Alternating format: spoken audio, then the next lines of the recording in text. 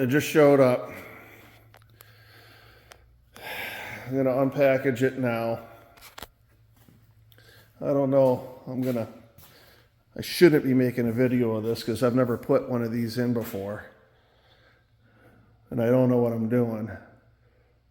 But I just might anyways. So I laid out where it's gonna go. I had to move some equipment around from one side to the other so I'd have a walkway. That drill press was too big. Okay, well, I had the forks right there. Let's see if I screwed anything up. Okay, first impressions. The carriage nut down here was laying in the truck.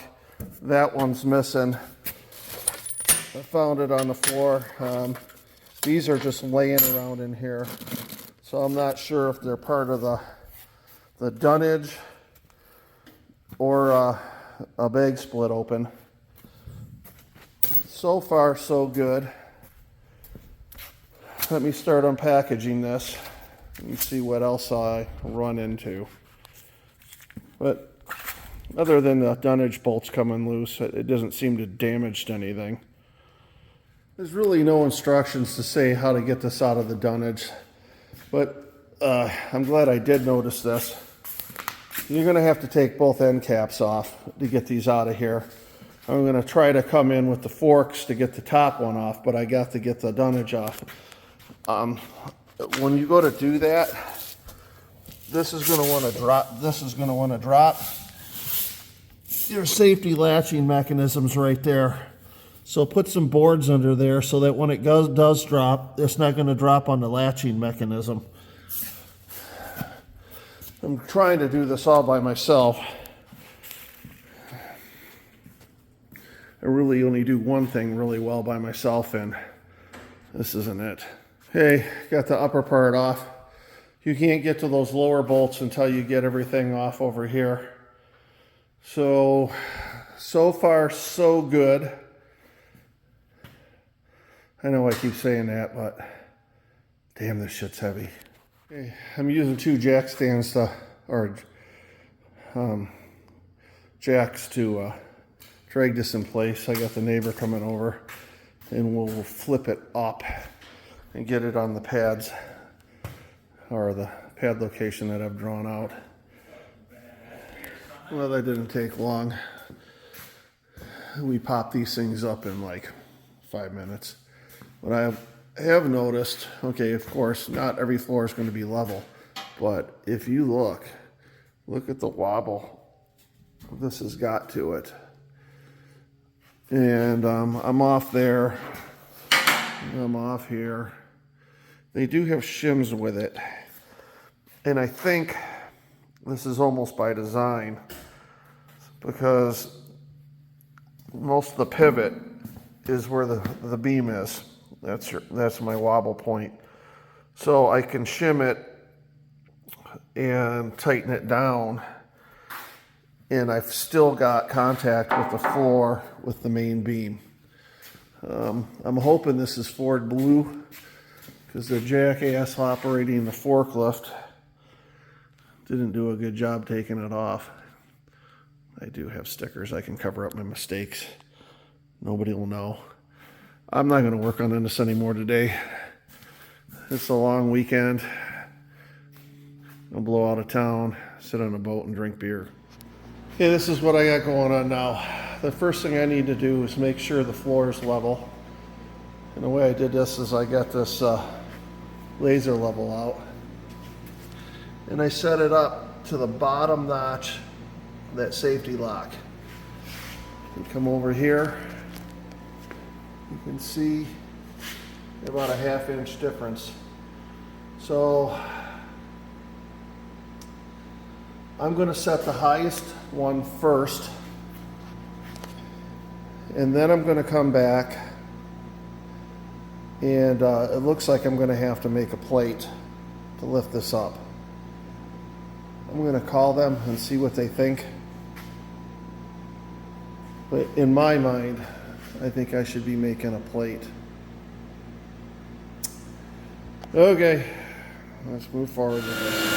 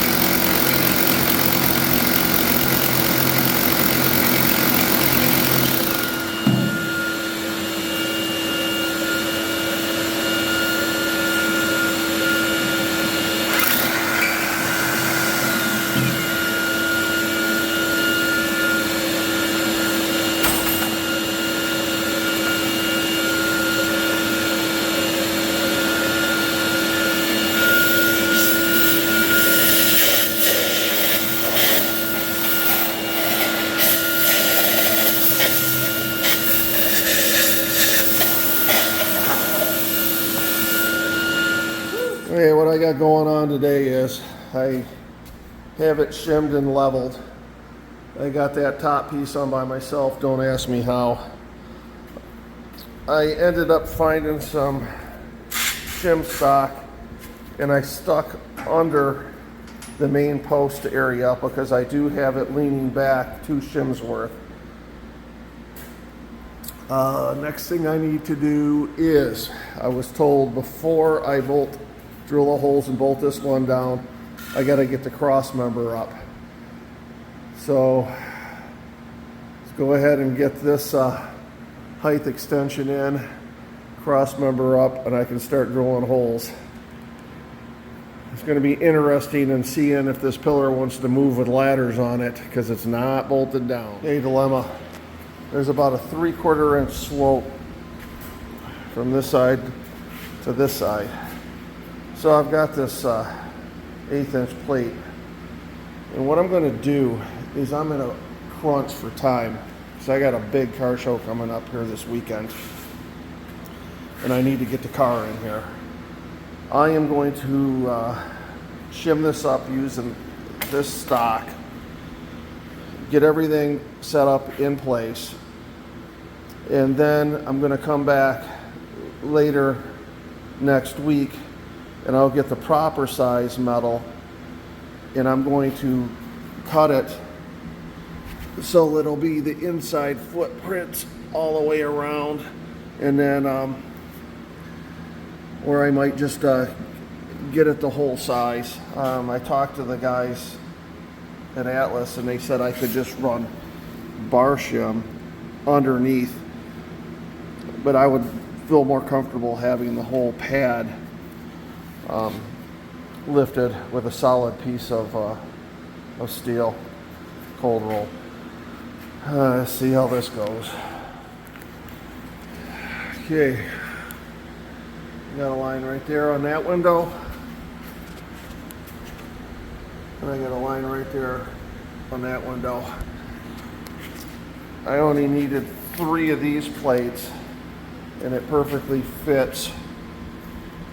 You can see the plate fits perfectly from here to the front and both sides. So the pillar itself is being supported with the plates. I've got it level. I'm going to put the top beam on, then come back, put the anchors in, and then I'll make some more shims that go in around the perimeter, and I think I'll be all right that way. Okay, what I got going on now is I tighten up the cross member there and there, but not in the center. I made sure that my pillars are in my layout that was done before. For the most part, I'm level this way, but I am not level that way. So what I'm going to do is I'm going to drill these 4 holes here, and I am going to put in the tie downs, tighten them up, rock that back to where it's level, then go ahead, tighten that up, and then come back and finish shimming that. Once I tighten that up, that should hold this post level. Let's see if my plan works. Hey, one of my buddies just came over with a box of cold roll. I got my shims, so I'm going to cut those to length where they're going to fit in between here, because I do have quite a gap. When you go to pound these in, make sure there's a dog point sticking up, not too much. If it's up this too high, then it's going to hit here, and then you're going to have to use a wrench to loosen the nut. And then on top of it, when this starts, the wedge starts to go down, the threaded part's going to go up, and you're going to have more threads sticking above it. So you're going to be losing a little bit of clamp load. You want that to be deep in that hole. So I usually start right about there. And get a whacking.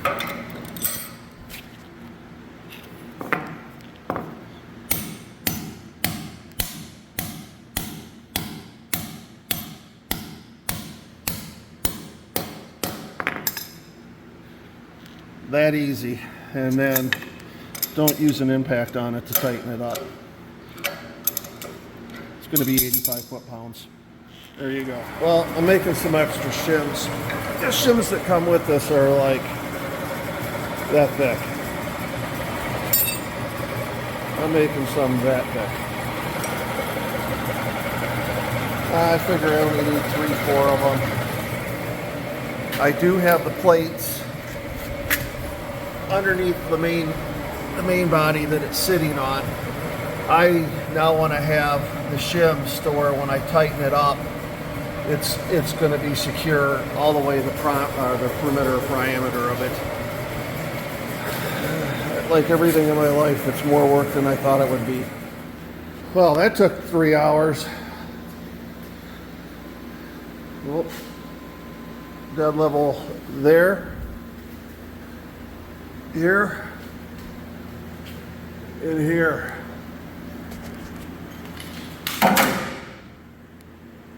And there.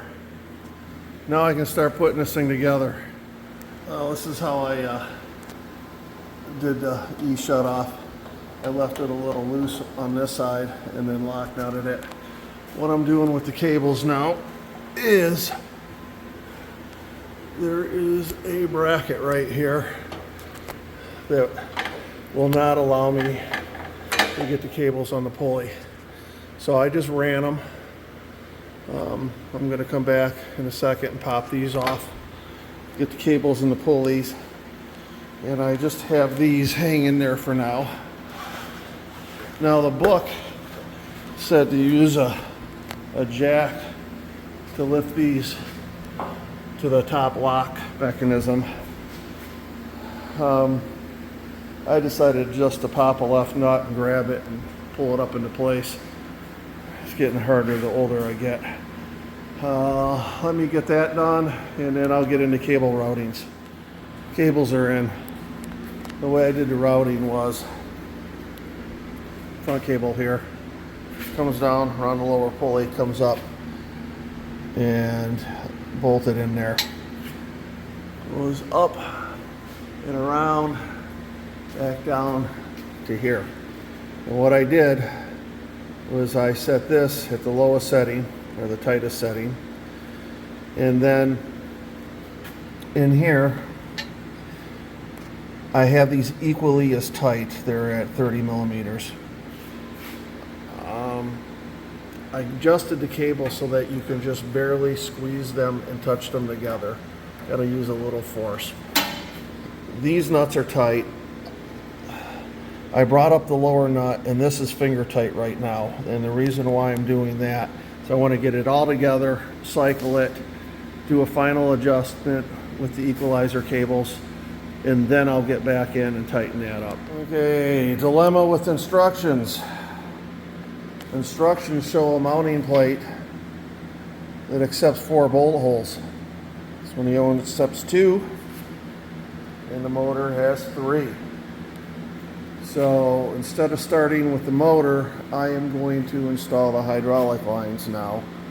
And wherever that upper hydraulic line ends is where I will hang the motor. Now the problems begin. I didn't see it in the instructions anywhere, but apparently you're supposed to put these rams in before I set the thing vertical. So what I've got to do now is I've got to disconnect the cables. I'm going to do it here, just on either end. I'm going to get a floor jack with a 2x4, lift this up high enough to where I can snake this in from the bottom. God, everything takes. Well, this is how I got it up, multi-step, different like 2x4s and a pipe. So I'm pretty confident I can snake the ram in there now. So when you're doing this, put it in first. Put the rams in first. I've done a half-ass wire job because I'm going to run conduit, and I need to run the safety off up there. Doesn't show you in the book how to hook it up, and they're closed now. So I got the fluid in. Let's get it pumped into the rams and see how it goes.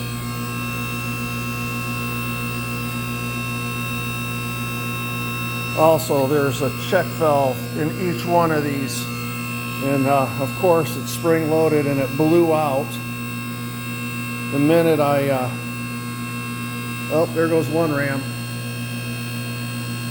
It blew out the minute I took the safety cap off.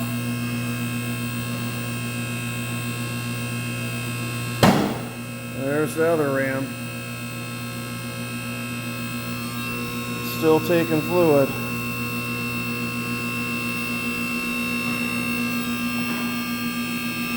Nice. It's actually working.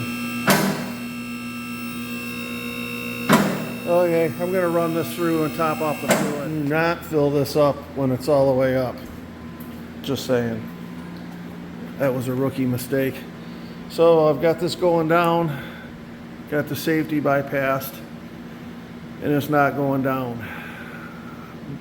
What it does do is that. It does it on the way up, and it does it on the way down. So I'm going to guess that there's air in the lines here, and that I need to cycle this a few times to get the air out. It'd probably be better to put a vehicle on. That extra weight would probably help move the fluid through the lines better, I'm guessing. So maybe I'll do that. Expedite this process. I don't have time for this. Okay, well, I got the locking mechanism bypassed. But I think I got air in the system. I don't know what's going on. It's running good there.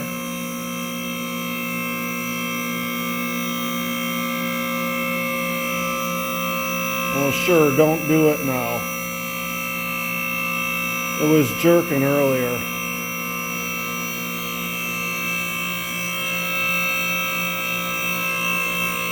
There you go. There it's jerking. So there's got to be air in the system. I'll let it sit overnight, see if it fixes itself. But that ain't normal. Yeah, I know I got the wrong gauge wire. My buddy's an electrician and said I didn't need to go 10. He wires dealerships all the time. I can do 12. Yeah, that ain't right.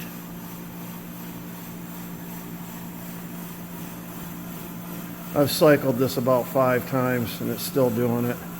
So when the helpline opens up tomorrow, I'll give them a call.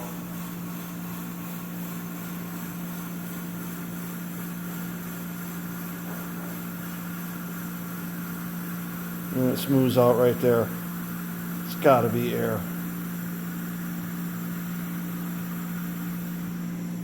Okay, well look, it's not even going down all the way. It's doing it now, but yeah, there's gotta be air in the line here.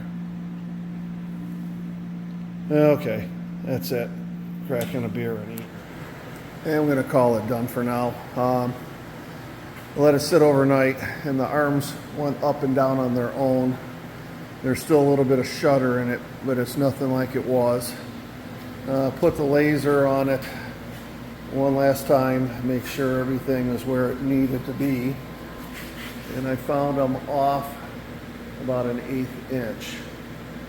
I'm gonna just let everything set and settle into place a bit for a while. Use the hoist. Hopefully the shutter will be gone. Oh, and I bled it. And the way I bled it is I lifted the arms up right before the first safety latch. And on the far side, there's a bleeder screw at the top. I unscrewed that. A bunch of air came out, got fluid, went over, did it to that side, cycled it a few times, did it again, and got more air. So over the next couple weeks, I'm gonna go ahead and continue doing that, and hopefully this shutter problem will go away, but it's 80% better than what it was yesterday. Normally I would grab a beer right now, but car show tomorrow, I got to get a car in. Okay, now I got a car on this. Let's see if my jerking's gone away that was there yesterday.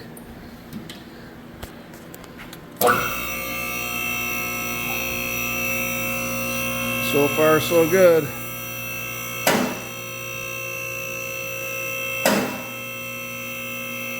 Yeah, bleeding the air out of the lines helped, or out of the cylinders.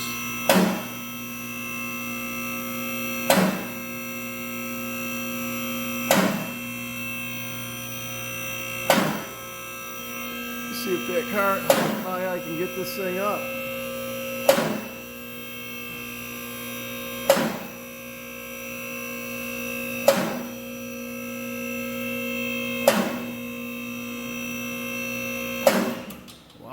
All the way. Bring it back down onto the safety. Perfect. Steering linkage kind of screwed me here. I got to make a bracket for that. All right. I'm happy with it. It's the country driving exhaust cutout. Ooh, got some end play here. I can take that out right here. There's an adjustment. I pull this out, and then there's a collar that I can move the bearing back.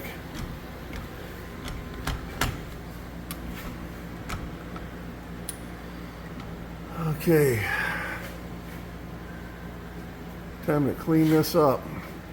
Drain some water out of here. These old cars, the head gaskets are copper. They usually weep.